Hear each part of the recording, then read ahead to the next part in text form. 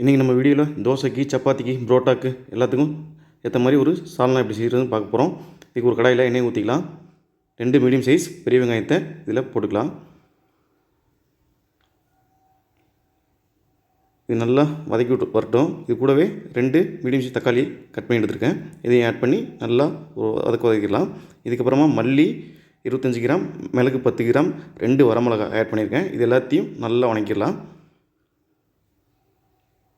இது கூடவே மல்லித்தூள், மஞ்சத்தூள் எல்லாம் போட்டு மிக்ஸ் பண்ணி ஃபைன் பேஸ்ட்டாக மிக்ஸியில் போட்டு அரைச்சி எடுத்துக்கலாம். இப்போது ஒரு கடாயில் எண்ணெய் ஊற்றிக்கலாம்.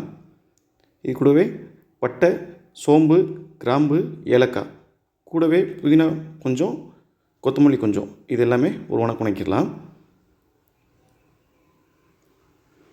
இது கூட சின்ன வெங்காயம் ஒரு 10 பல் எடுத்துருக்கேன். இப்போ நம்ம அரைச்சி வச்ச ஃபைன் பேஸ்ட்டை இது கூட மிக்ஸ் பண்ணிடலாம். இது இந்த மாதிரி கொதிச்சு வந்ததுக்கப்புறமா நம்ம மசாலா ஐட்டங்கள் ஆட் பண்ணிடலாம். மல்லித்தூள், மிளகாய்த்தூள், மஞ்சத்தூள், கரம் மசாலா எல்லாமே ஒரு டேபிள் ஸ்பூன் ஆட் பண்ணியிருக்கேன். தேவையான அளவு உப்பு ஆட் பண்ணிக்கலாம். அவ்வளோதாங்க. கொத்தமல்லி தூவி வரைக்கும் அருமையான சால்னா ரெடி ஆயிடுச்சு. இந்த வீடியோ உங்களுக்கு லைக் பண்ணுங்கள், ஷேர் பண்ணுங்கள், கமெண்ட் பண்ணுங்கள், சப்ஸ்கிரைப் பண்ணுங்கள். தேங்க்யூ.